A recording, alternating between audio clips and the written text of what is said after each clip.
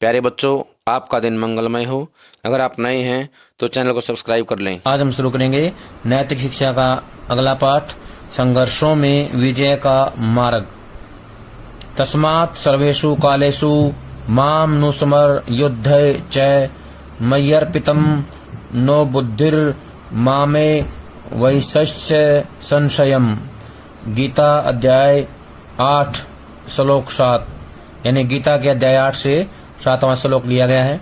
अब हम करेंगे शब्दार्थ। तस्मात् का होता है अतएव, सर्वेषु समस्त सभी, कालेषु समय में, माम मुझे, अनुस्मर स्मरण करते रहो यानी कि याद करते रहो, युद्धे युद्ध करो, च और, मई मुझ में, अर्पित शरणागत होकर, एव निश्चय ही, ऐशस्यसि प्राप्त करोगे, असंशय निसंदेह।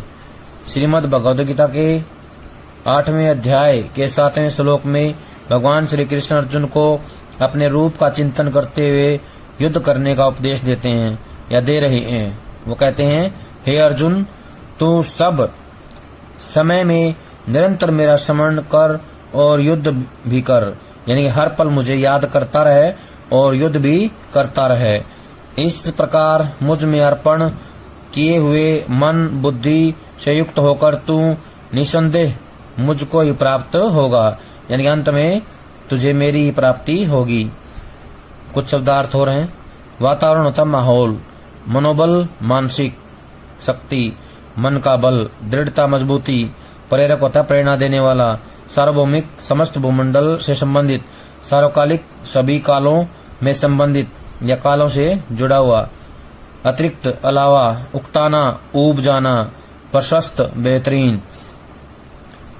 संघर्षों में विजय का मार्ग पाठ में श्रीमद् भगवद गीता के 8वें अध्याय के 7वें श्लोक को आधार बनाकर हमें संघर्ष करते हुए अपने कर्म करने की प्रेरणा दी गई है। यह संघर्ष एक ओर से बाहरी परिस्थितियों से जुड़ा हुआ है तो दूसरी ओर यह संघर्ष हमारे मन में समाये हुए द्वेष, चिंता, तनाव आदि से संबंधित है, यानी कि जुड़ा हुआ है।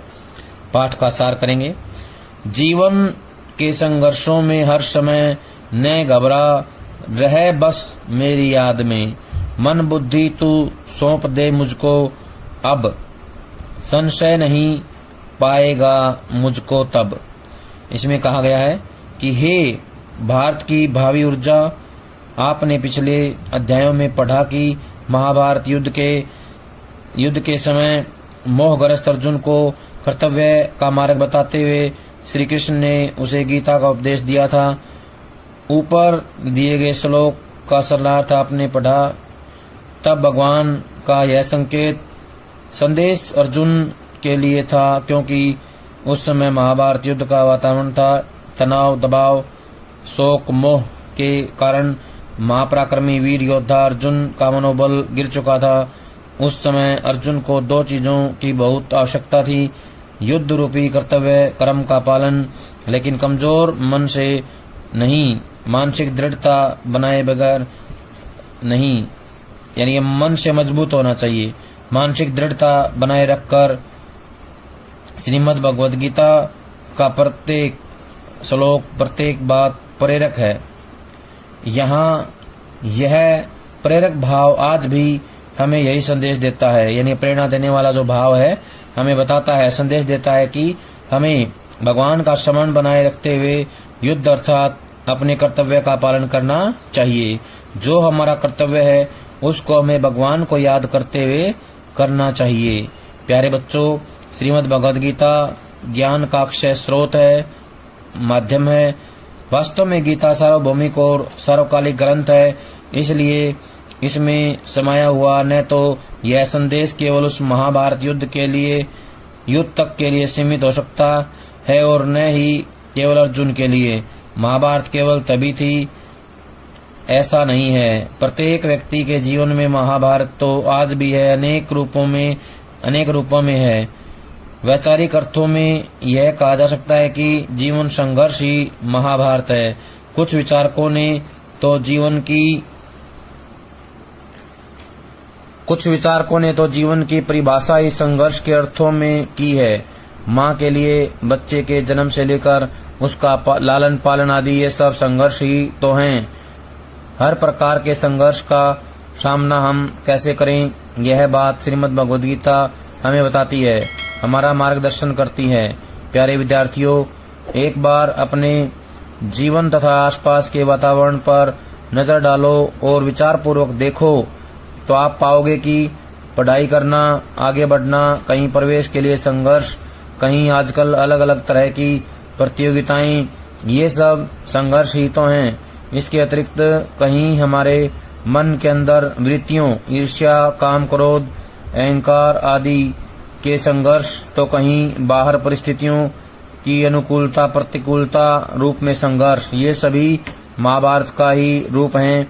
आवश्यकता यह है कि हमारा मन किसी भी प्रकार से उकताए नहीं, यानी कि बोर न हो जाए, घबराए नहीं। संघर्षों को देखकर यदि हमारा मन ही लड़खड़ा गया, डगमगा गया, घबरा या उकता गया, तब न तो सफलता प्राप्त हो पाएगी, न ही आगे बढ़ने का मार्ग प्रशस्त हो पाएगा। यदि मन ही हार मानकर बैठ गया तो शरीर की स्थिति कोई भी नहीं संभाल पाएगा। अतः प्यारे बच्चों, संघर्षों रूपी महाभारत में विजय अथवा सफलता के लिए मानसिक दृढ़ता बहुत आवश्यक है, मन की मजबूती जरूरी है। हमें यह बात अच्छी प्रकार से समझ लेनी चाहिए कि भौतिकवादी विज्ञान के पास मानसिक दृढ़ता बनाए रखने अथवा गिरे हुए मनोबल को फिर से उठाने के लिए कोई उपाय या साधन नहीं है। गिरे हुए मनोबल को फिर से उठाने का एकमात्र साधन है भगवान का स्मरण, यानी कि ध्यान करना। यह मनोवैज्ञानिक सत्य है कि इस संसार में न केवल दूसरे लोगों, वस्तुओं आदि की बहुत अधिक चिंता, तनाव आदि, बल्कि क्रोधवश, ईर्ष्या, द्वेष आदि भी अंदर ही अंदर हमारे मन को कमजोर करते हैं। भगवान का नाम, ध्यान, उन्हें श्रवण करके संघर्षों रूपी महाभारत में प्रवेश करने का अभिप्राय है मजबूत एवं निश्चिंत मन से कर्तव्य का पालन करना। हे स्नेह बंधु, अपने जीवन में एक बार इस सुझाव को आजमा कर देखो। कुछ क्षण नित्य प्रति भगवान का ध्यान करो। भगवान का जो भी नाम या स्वरूप आपको प्रिय लगता है उसी का ध्यान करो। कोई आग्रह नहीं नाम रूप का, लेकिन करो अवश्य। आप स्वयं विशेष ऊर्जा, बल, ओज, शक्ति, शांति का अनुभव करेंगे। आपका कर्तव्य पथ आसान होता जाएगा। परिस्थितियों के संघर्ष आप पर अपना प्रभाव नहीं बना पाएंगे। जब कभी कुछ भी ऐसा लगने लगे या कुछ ऐसी परिस्थिति सामने आ जाए, उसी समय फिर भगवान का स्मरण ध्यान कर लो। यह मन का आहार है, मन की शक्ति है, इसे पहचानो और अपने कर्तव्य पर बिना घबराए, उकताए आगे बढ़ते रहो। आप पाएंगे कि आप भी अर्जुन की भांति दुविधा से निकलकर अपना लक्ष्य प्राप्त करने में सफल रहेंगे। कहने का आशय है कि हम भगवान का नाम जो है जपते रहें, उसके नाम का ध्यान करते रहें। अगर हम ऐसा करेंगे तो हमें हमारी मंजिल आसानी से प्राप्त हो जाएगी।